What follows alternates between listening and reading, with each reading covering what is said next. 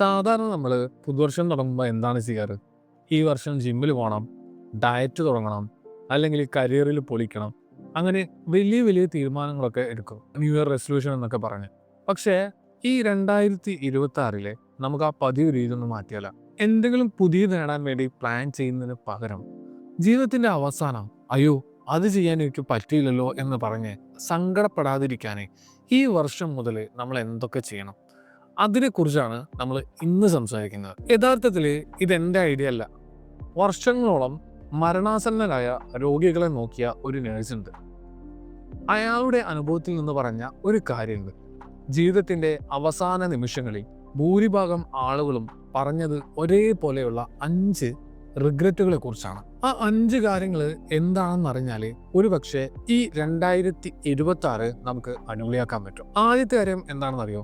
മറ്റുള്ളവർക്ക് വേണ്ടി ജീവിക്കാതെ എനിക്കിഷ്ടമുള്ളതുപോലെ ജീവിക്കാൻ ഒരല്പം ധൈര്യം കാണിക്കണമായിരുന്നു എന്നതായിരുന്നു ഭൂരിഭാഗം പേരുടെയും അവസാനത്തെ വലിയ സങ്കടം എന്ന് പറയുന്നത്.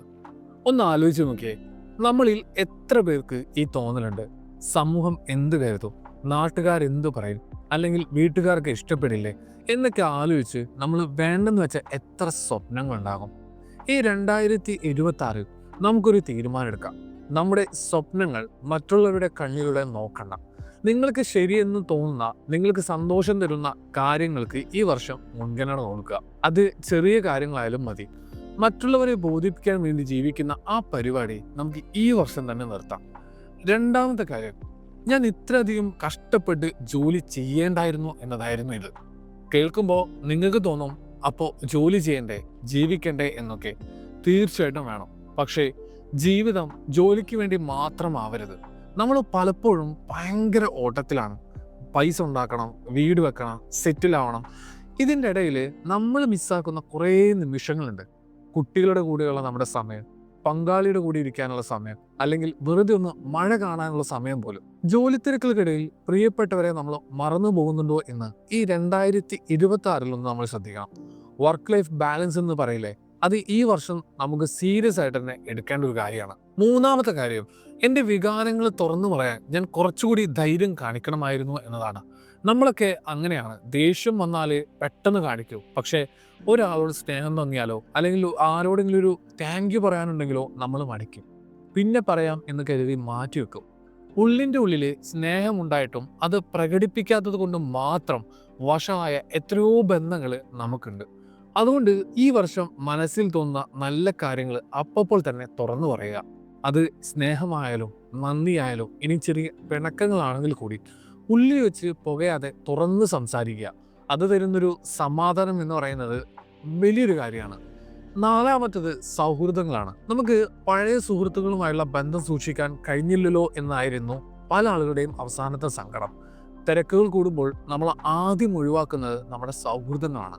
പക്ഷേ ഒരു കാര്യം നിങ്ങൾക്കറിയോ? ലോകത്ത് ഏറ്റവും സന്തോഷമായിട്ട് ജീവിക്കുന്ന ആളുകൾക്ക് നല്ലൊരു സുഹൃത്ത് വലയം ഉണ്ടായിരിക്കും. ഈ 2026 ആ പഴയ സ്കൂൾ ഗ്രൂപ്പിലോ കോളേജ് ഗ്രൂപ്പിലോ ഒന്ന് മെസ്സേജ് അയക്കാം. കുറേ നാളായി വിളിക്കാത്ത ആ പഴയ ചങ്കളൊന്ന് വിളിക്കാം. വലിയ കാര്യങ്ങളൊന്നും സംസാരിക്കാൻ ഉണ്ടാവില്ലായിരിക്കും, പക്ഷേ ആ ബന്ധം പുതുക്കി എടുക്കുന്നത് നമ്മുടെ മനസ്സിൽ വല്ലാത്തൊരു ഉന്മേഷം തരും. അവസാനത്തെ കാര്യം ഏറ്റവും പ്രധാനപ്പെട്ടതാണ്. എന്നെ സന്തോഷമായിരിക്കാൻ ഞാൻ അനുവദിച്ചില്ല. അതായിരുന്നു ഏറ്റവും വലിയ സങ്കടം അവരുടെ. അതായത് സന്തോഷം എന്നത് നമ്മൾ തിരഞ്ഞെടുക്കുന്ന ഒന്നാണ്. പലപ്പോഴും നമ്മൾ വിചാരിക്കും ഈ പ്രശ്നങ്ങളൊക്കെ ഒന്ന് തീരട്ടെ എന്നിട്ട് ഹാപ്പി ആവാം, അല്ലെങ്കിൽ ആ ലോണൊന്ന് അടച്ചു തീരട്ടെ എന്നിട്ട് സന്തോഷിക്കാമെന്ന്. പക്ഷേ സത്യം എന്താണെന്ന് അറിയോ? പ്രശ്നങ്ങൾ ഒരിക്കലും തീരാൻ പോകുന്നില്ല. അതിൻ്റെ ഇടയിൽ സന്തോഷം കണ്ടെത്തുക എന്നതാണ് പ്രധാനം. സന്തോഷം എന്ന് പറയുന്നത് ഫ്യൂച്ചറിൽ കിട്ടേണ്ട ഒന്നല്ല, ഇപ്പോൾ ഈ നിമിഷം നമ്മൾ തിരഞ്ഞെടുക്കേണ്ട ഒന്നാണ്. അപ്പോൾ ഈ ഒരു 5 കാര്യങ്ങൾ, സ്വന്തം ഇഷ്ടങ്ങൾ, കുടുംബത്തിനുള്ള സമയം, തുറന്നു പറയല്, സൗഹൃദങ്ങൾ, പിന്നെ നമ്മുടെ സന്തോഷം, ഇതാവട്ടെ നമ്മുടെ 2026 റെസൊല്യൂഷൻസ് എന്ന് പറയുന്നത്. ഇതൊക്കെ എങ്ങനെ നടപ്പിലാക്കും എന്ന് ടെൻഷൻ അടിക്കണ്ട. വലിയ വലിയ മാറ്റങ്ങൾ ഒറ്റയടിക്ക് കൊണ്ടുവരാൻ ഒരിക്കലും നോക്കരുത്. ചെറിയ ചെറിയ സ്റ്റെപ്പുകൾ മാത്രം മതി. Take small steps. എല്ലാം ജയിക്കണം എന്ന വാശി കളയുക. ജയിക്കുന്നതിനേക്കാൾ പ്രധാനം ഓരോ നിമിഷവും ജീവിക്കുക എന്നതാണ്. Living and not just being. അപ്പോൾ 2026 നിങ്ങൾക്ക് തന്നെ തിരിച്ചിട്ടുന്ന ഒരു വർഷമാവട്ടെ. നിങ്ങളെ തന്നെ ഒന്ന് റീഇൻട്രൊഡ്യൂസ് ചെയ്യാൻ പറ്റിയ ബെസ്റ്റ് സമയമാണിത്. എല്ലാവർക്കും ഒരിക്കൽ കൂടി ഹാപ്പി ന്യൂ ഇയർ.